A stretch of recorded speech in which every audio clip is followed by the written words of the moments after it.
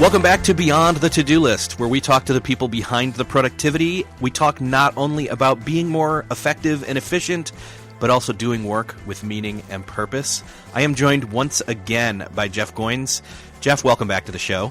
Hey, Eric. Great to be with you again. You, my friend, by this appearance, have now beaten everybody else in terms of numbers of appearances on the show. It's kind of like the hosting club on SNL. Yeah. Awesome. So, I win. You win. I don't know what you win. you win talking to me. That's not a great prize, but whatever. It's crazy because we've talked about every single one of your books on through, from even You Are a Writer, so Start Acting Like One. We talked about Wrecked. We talked about The In-Between. And now we're going to talk about The Art of Work. And I'm excited for this. I have a question that kind of ties all four of those, I guess, together. What is The Art of Work about, and do you see the through line thematically from all of those books to this one? Yeah, that's a great question. It's fun to sort of have It'd be funny if you answered no. No, what are you talking? Explain it to me, Eric. You know more about my books than I do. Well, I was gonna say, that would be a great question for, a reader to answer, and you're familiar with all those books. Yeah.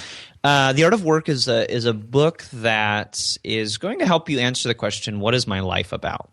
What am I here for? And the answer to that, I answered it not with a bunch of trite, one-liners, success tips. And I've read lots of books like that. And I think those are great. But I was sort of tired of people talking about purpose and success in terms of aphorisms. Just do this and everything will be great. So the book is a bunch of stories. It's a bunch of stories of people that have found meaning in their lives, have found the work that they were meant to do, and then I find some common themes in all of those stories and tie them together with some practical applications to the reader. And what was fun for me is going through all of this and realizing, wow, this is true for my journey too. This is true for my journey of discovering that I was supposed to be a writer and quitting my day job and going through that, transition. So, do I see the common theme? Yeah, I do. I mean, I've always been, really intentional about really two things. One, I always wanted to kind of just write about whatever I found interesting or inspiring and not get pigeonholed in a certain topic or genre. But at the same time, I never wanted to confuse my readers. And so I feel like that as I write more and more books, the theme, the thread is going to become more and more apparent. But I pretty intentionally leave clues in whatever book I'm writing for the next book that I'm thinking about writing.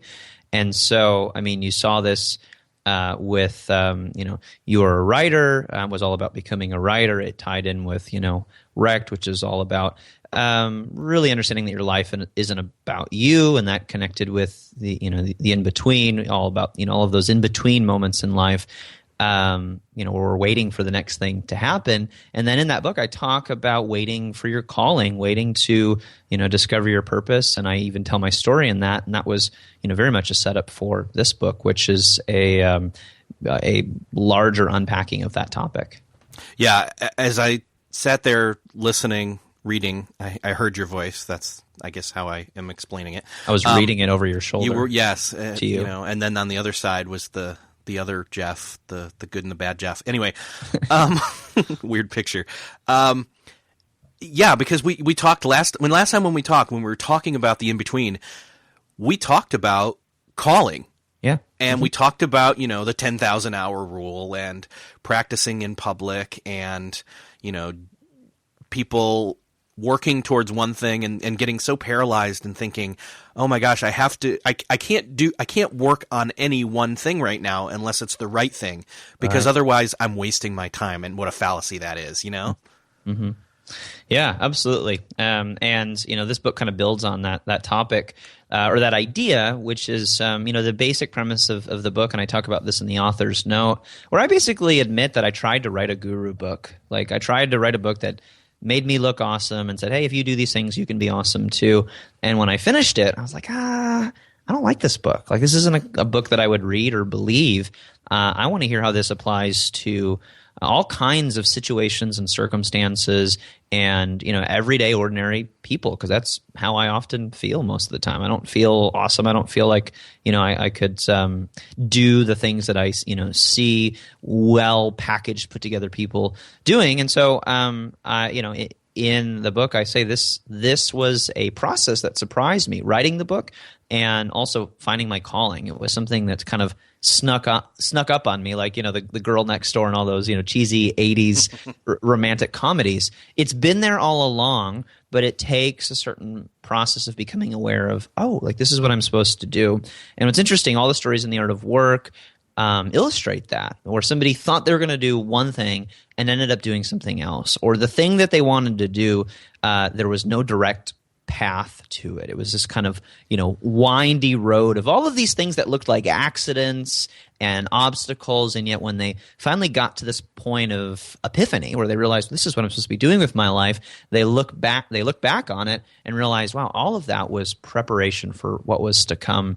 And I hope that when people read this book, there's a certain sense of encouragement that what's happening in your life right now is more significant than you realize. And if you can be aware to, the process, if you can listen to your life, as Frederick Buechner says, then you can actually prepare for the thing to come while, enjoying the process along the way.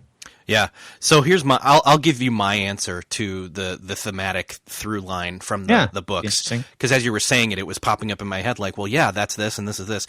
The you are a writer, so start acting like one is to just start moving in a direction, right? And then Wrecked is realizing, I've attempted and I've failed, and I'm also realizing that this thing's so much bigger than just being about me. Yeah. And then in the in-between, it's about waiting in those in-between times, trying to figure out what the next thing is and not forgetting that where you are is also important.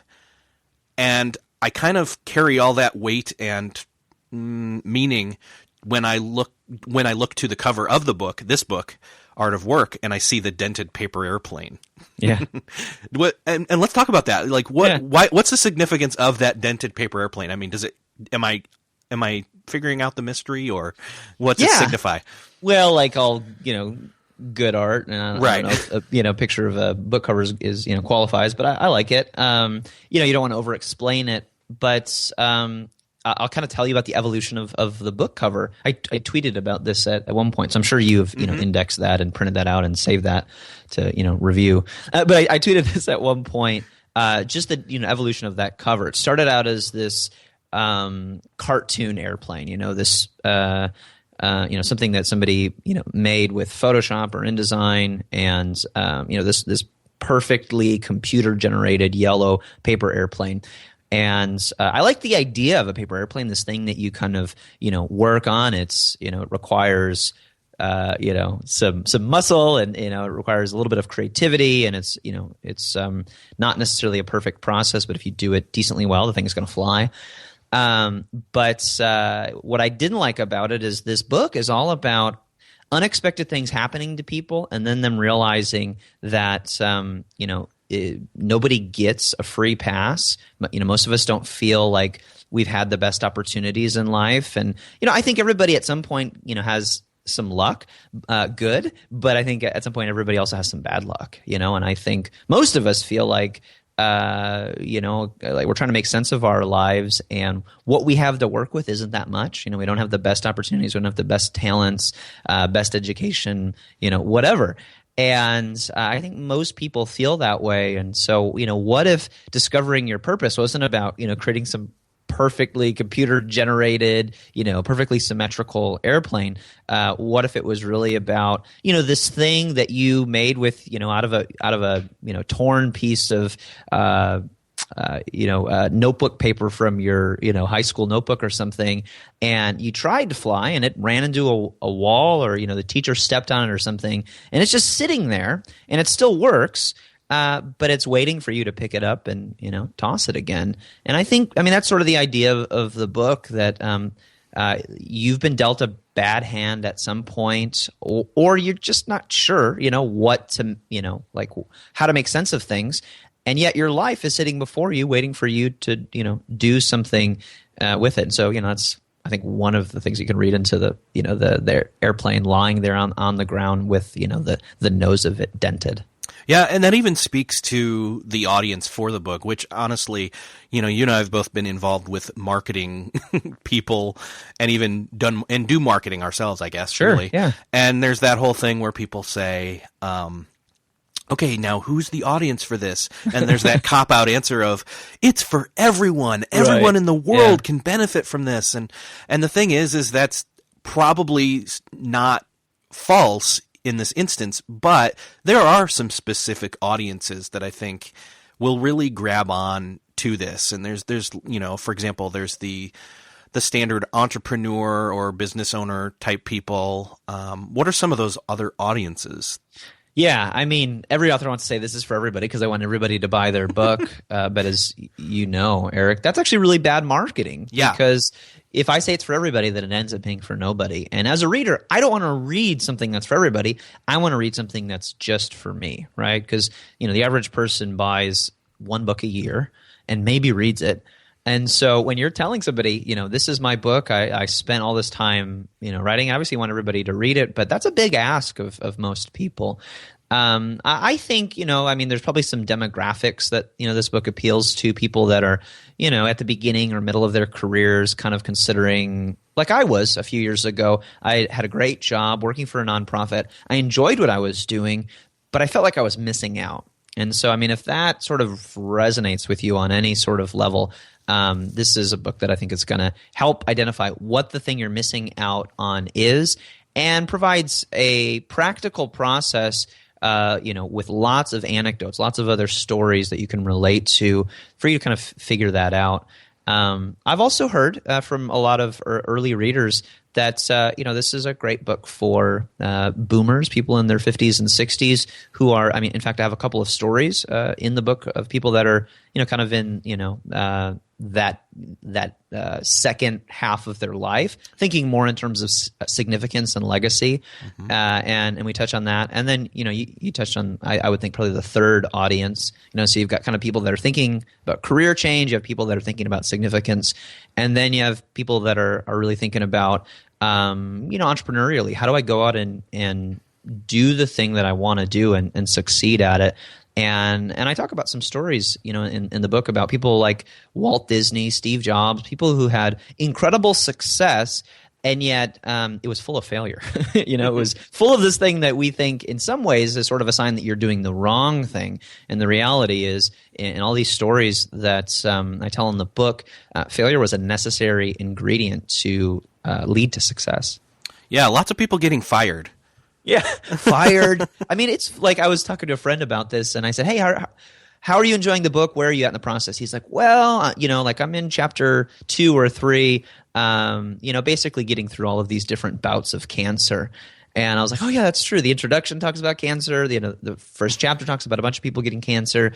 And I'm not trying to depress anybody, but the whole point of that is most of us feel like we've been dealt kind of a crappy hand in life, or that, those people out there succeeding who have it all together, they must have something that I don't have. They must be special. And my job is just to kind of, exist or survive.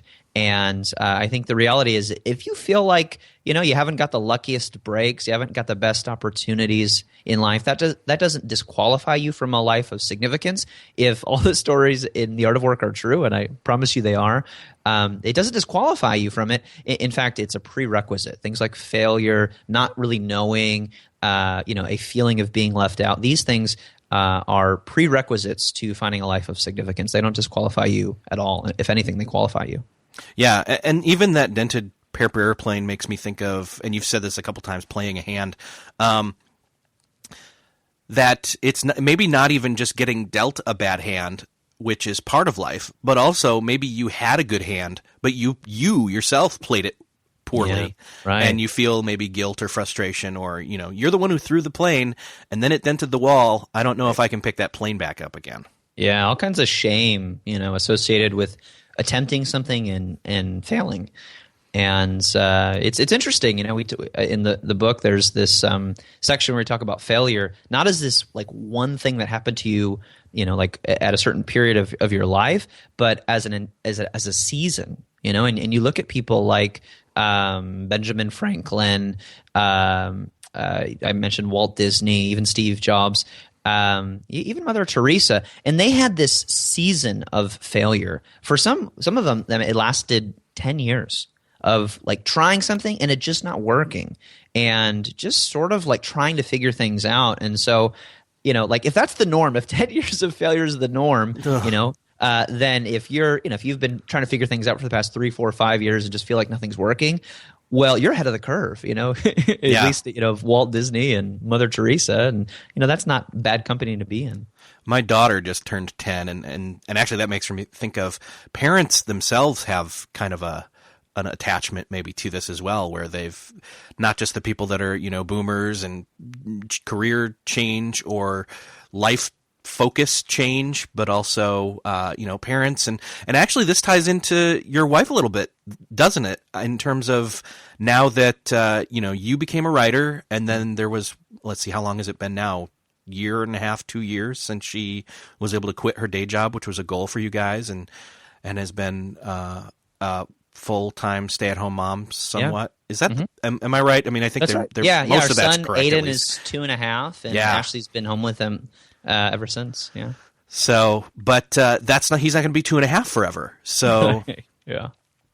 So there's that as well as, parents looking forward, and not that there's something wrong with dreaming past your kids, but that's also part of it, is that there's not any kind of, okay, this is the one thing I was put on earth for, and now I've done it, and now I need to move on. Right. What's the point anymore? That's not how it works. Yeah, I mean, I think that I use the word calling or vocation a lot in the book, and I think and you can think of it as purpose, whatever, term suits your fancy. That's actually, let's go back to that for a second. Yeah. There's a lot of people who haven't heard the word calling, I should say. Yeah. And then a lot of people who have. What do you think most people define that word as? And then how are you defining it? So I use that word in the book for 2 reasons. One, I like the word. It sort of aligns with my worldview and value system. And 2, I hear more and more people using it to really express their life's work, the thing that they were put on earth to do, not just a job, but really their overall purpose. And I like the connotation of a calling, because traditionally, the word vocation means calling. And it was different from occupation in the sense that an occupation was just kind of a job that you had. I think of an occupation as it's something that just occupies your time. Yeah, you're occupying a space. Whereas vocation is something that is a deeper. There's often a spiritual connotation. Traditionally, vocation meant you were called to the priesthood, right, to work with the church.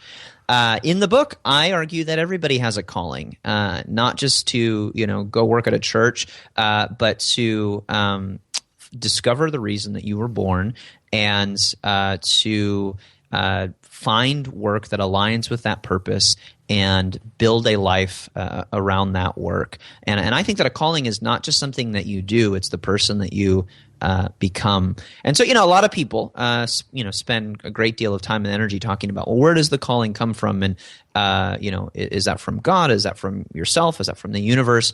I think that, I have my own beliefs about that, and other people have their own beliefs about that as well. The point of this book is not to discern the source, but to identify, do you have this sense in you that you were meant for more? And what do you do with that? And I think that as you move along that road, you discover all kinds of things about the process. I'm not so interested in examining, exactly where does this come from and what does it look like, but rather most people I talk to are talking about their lives with a sense of purpose. And I hear people all the time use calling, both in religious and non-religious contexts. I just hear people talking about that more and more. And I think now is an appropriate time for us to talk about this in the context of work, not just as a means of making a living, but really as a means of making a meaningful life. You and I have very similar viewpoints as to where we're approaching this topic. Yeah. And I like how you say it's not necessarily about defining or discerning the source of the calling. And I agree with you. I think that there's people both in and out of any faith-based, perspective that are using this word calling. And so what's funny is, and I'm one of those word geeks, so it's like, oh, calling, as if someone is calling you, or right.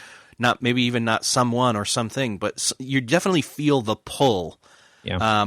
But what's great is the word calling or call means, there's sound and it's coming from somewhere. So then there's the flip side of that where it's you and you're listening.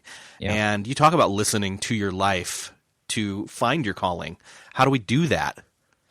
Yeah, so that term, listening to your life, I pulled from a Frederick Buechner quote where he says, listen to your life, see it for the mystery that it is. And he's talking about paying attention to all these in-between times that we tend to miss, all of the little insignificant moments that are actually telling you significant things about yourself.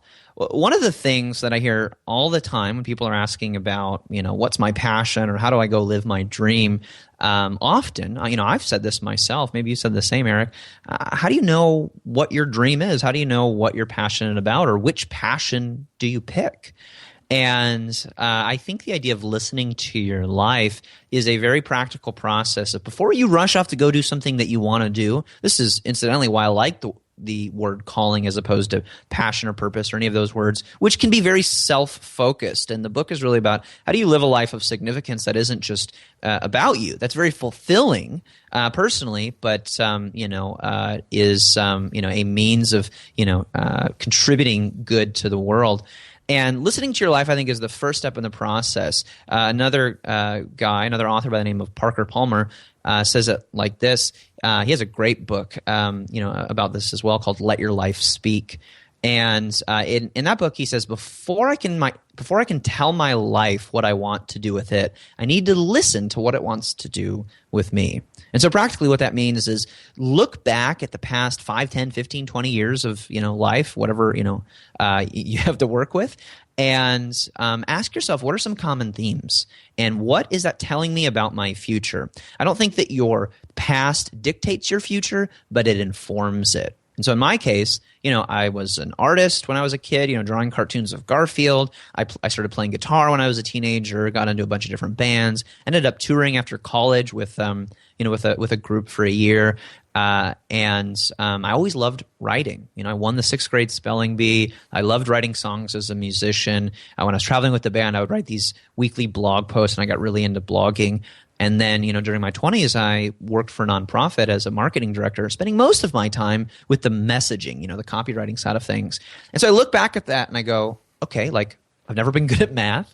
I've always been creative, and writing is something that I've done my whole life. Maybe I need to get a little bit more serious about that in this, next decade of my life. And that was one of the exercises that I went through that made me realize I am a writer and I need to start, being more serious about my writing. Acting like one.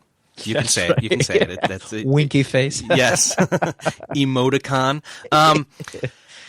Yeah, the emoticon. Welcome to the Emoticon podcast, where we only speak in lol speak. That is not going to happen, and I'm going to leave all this in, so no editing. It's great. You're listing off all these different skills. You even talk about different skill mastery, and again, I think that's kind of why there's that whole 10,000 hour rule. That isn't necessarily true because it's just because it's cumulative, right, across the board, and it's about developing. Maybe the 10,000 hour rule applies to maybe your portfolio of skills and not just one individual skill. Does that make sense? Yeah. Well, I think the honest truth is that the 10,000 hour rule, as we traditionally understand it, does not work. It's not true, meaning that you can just practice a single skill for 10,000 hours, which is a lot of time. I mean, it's like several hours a day for about a decade. And if you do that, then you'll become a master at something. And obviously, if you do anything for that long, you're going to become really good at it. But the reality is, and Malcolm Gladwell sort of coined this term in Outliers, but he was pulling from a study that was led by a guy named K. Anders Ericsson. And he describes what he calls deliberate practice, which was, kind of recoined as, the 10,000 hour rule. First of all, the time allotment is just one factor. Another factor is that you have to push yourself to the point of like absolute exhaustion. When you're doing the activity, whether it's practicing the saxophone or, podcasting, or, shooting free throws in basketball, you have to do it to the point that basically you almost can't do it anymore for the day. It has to be so intense that, like if you're in the gym or whatever, you're maxing out. And then you have to start all over tomorrow and do it again. And in that respect, it becomes very difficult to practice something for, that way for that long if you don't love it.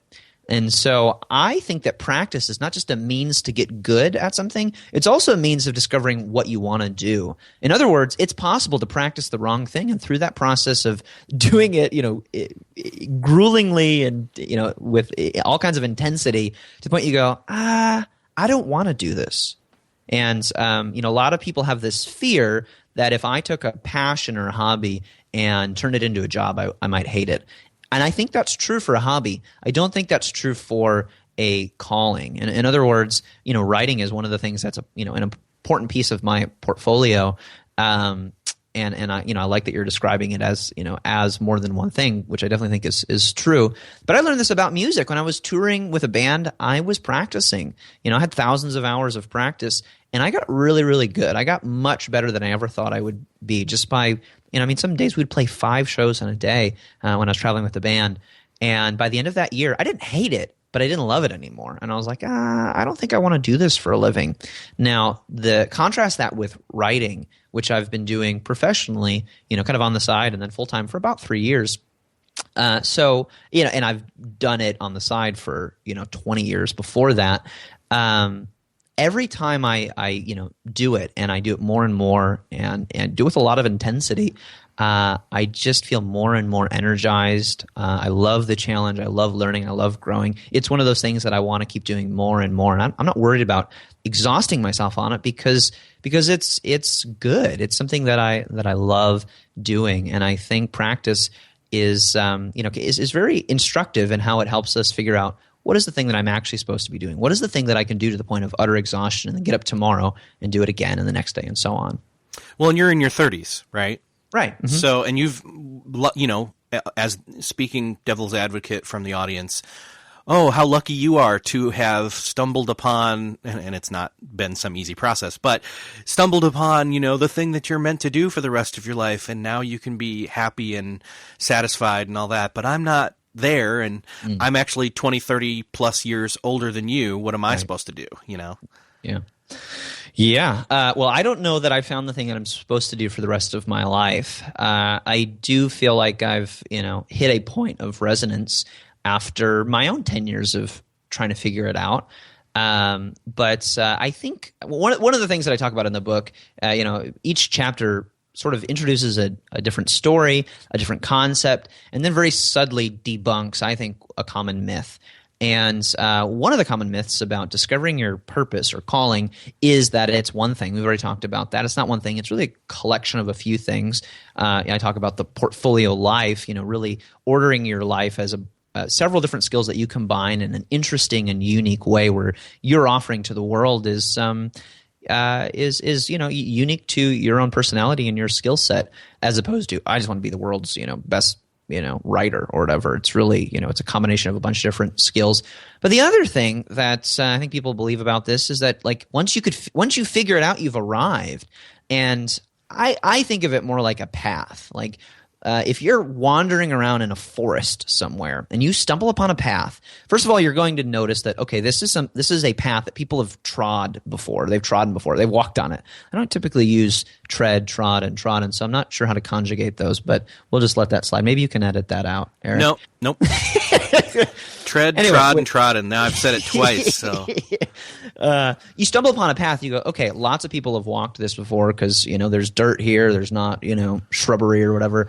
And if I follow this, because there's not like dead bodies lying around, you know, the implication is I'm going to get to where I want to go. I'm going to get out of the forest, right? Eventually, I'm going to get to the end of the trail. I think discovering your calling is like that. It's not getting to the end of the trail. That's the end of your life. That's when you're done. It's finding the path and knowing kind of what's ahead and what's behind, and, you know, having an idea of where to step next, knowing that I'm still, you know, moving in the right direction. And that's what I feel. I don't feel like I've arrived. I feel like I've discovered the path and I have an idea of what's to come. And, you know, in the book I talk about these different stages that are kind of interwoven.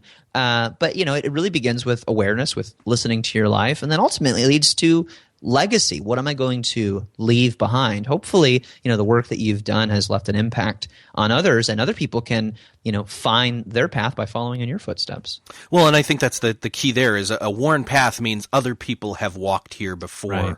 And that ties in, you know, with apprenticeship, with what's funny is we're all almost, in a sense, doing a low level of, or even a low impact version of apprenticeship with the web the way it is these days. Mm-hmm. You know, you can follow someone on Twitter and see what they're saying, see what they're writing, watch their videos, all the different components to that, and learn something from them. I think apprenticeship still means more of a one-on-one or a mentoring, an active mentoring, not a passive mentoring relationship. But again, with a path that is worn and you find it, you realize, oh, I'm not the only one who's ever walked this way or wrestled with this question, and I think I'll walk this way for a while. Yep, absolutely. I think I just mentioned an Aerosmith song. Walk This Way. Anyway, that's the theme song for the book. And who doesn't want to apprentice under Steven Tyler? There you go, with the scarves. Scarf making. So, I mean, yeah, you've got all these different people, these different places, and there are all these different paths, and this sounds so esoteric, but it's really concrete and practical.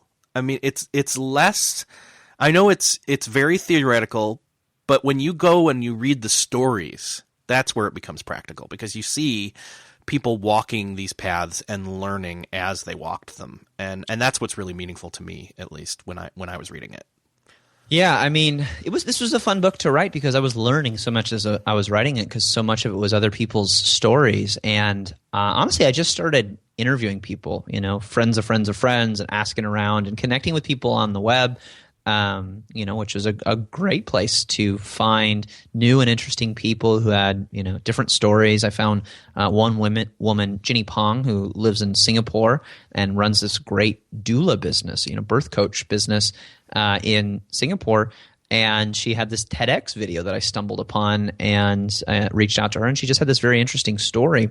And as I mentioned before, as I started listening to some of the stories, I realized, as we often do when we, you know, read or listen to other people's stories, wow, I have something in common with this person. And then this person actually has something in common with this other person. And you just start to recognize themes. I did. I started to see common threads, you know, these threads of awareness, apprenticeship, practice. All of it looked different from what they thought it would look like. And for them, at some point, there was something unexpected that happened. Maybe it was a tragedy. Maybe it was getting laid off. Maybe it was cancer. Or maybe it was just, you know, as one of my friends told me recently, when he turned 30, he's like, man, life did not end up the way I thought it would, at least at this point in my life. I thought I'd be doing all these different things, and here I am, you know, doing this. And it's not bad, but I never would have expected that.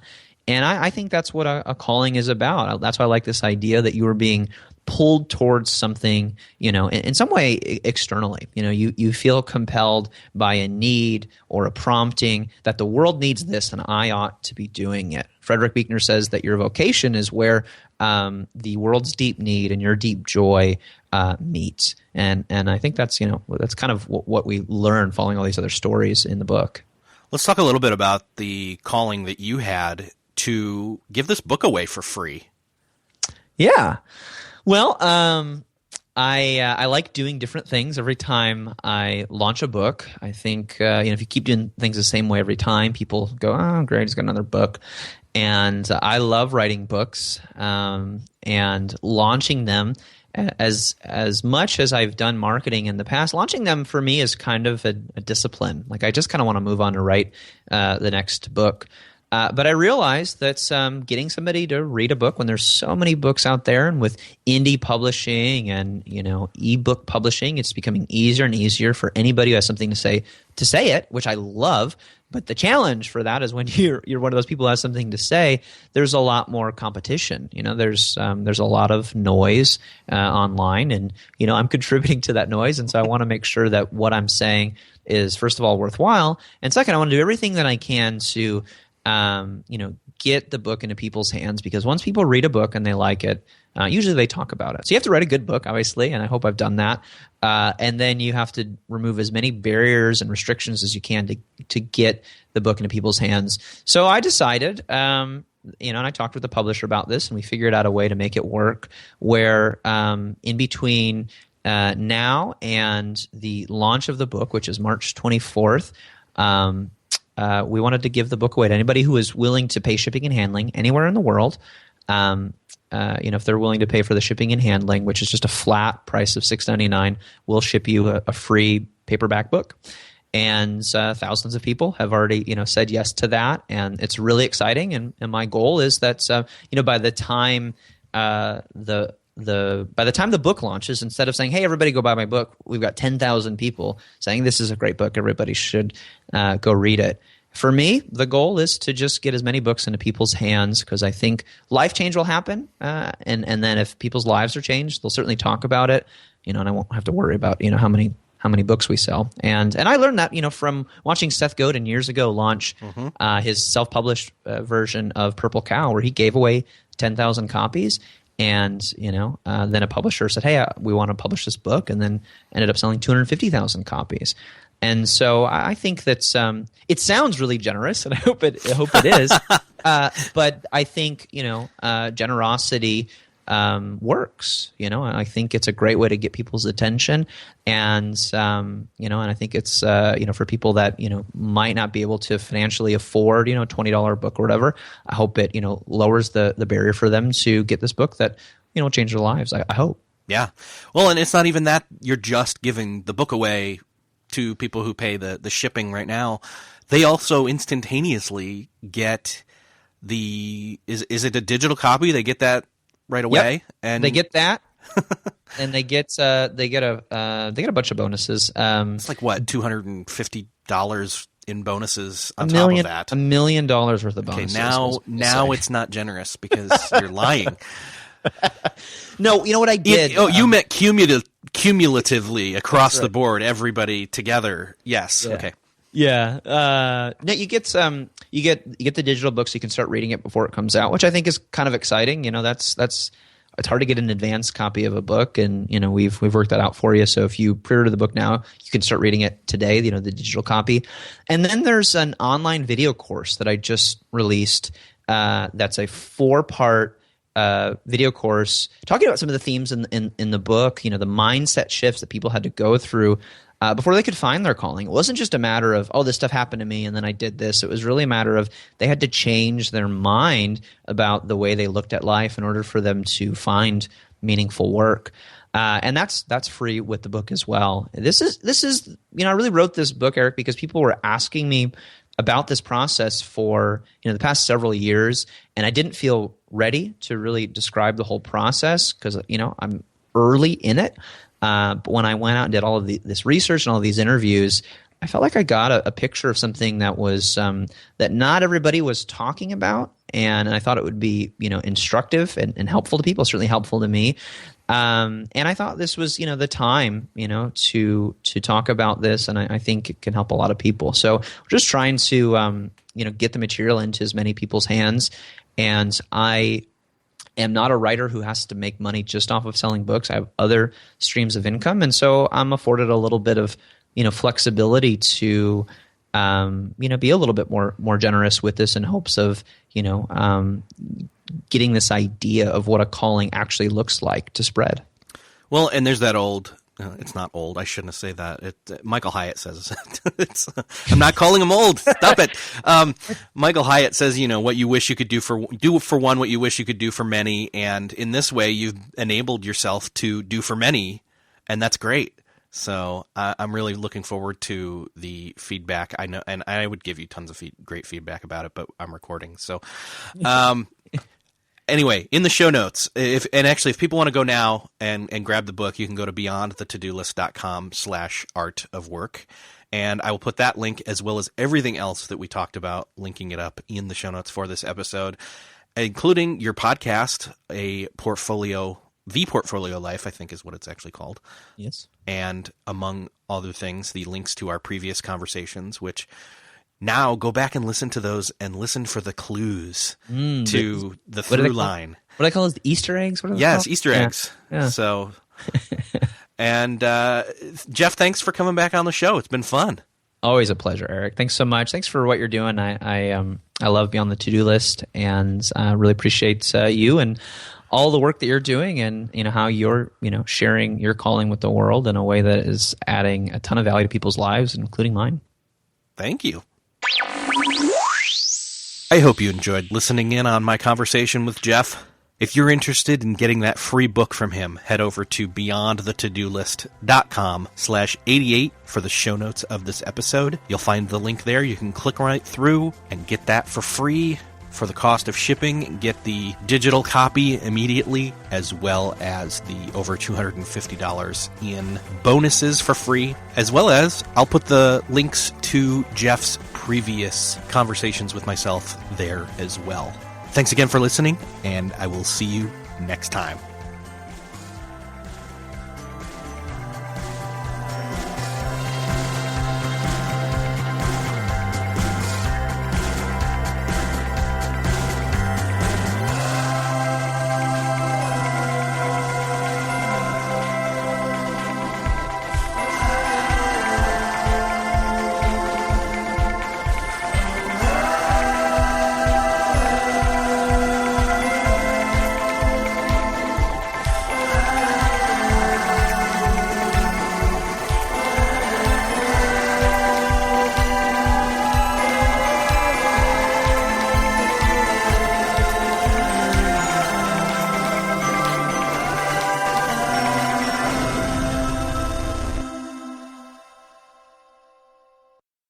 Beyond the To-Do List is a proud member of the Noodle.mx Network. Find more of our award-winning and award-nominated podcasts to make you think, laugh, and succeed at Noodle.mx. Learn how to podcast. Theorize over the TV shows Once Upon a Time in Wonderland, and Under the Dome. Laugh with our clean comedy, delve into science fiction and philosophy, learn critical thinking from movie reviews, and more at Noodle.mx.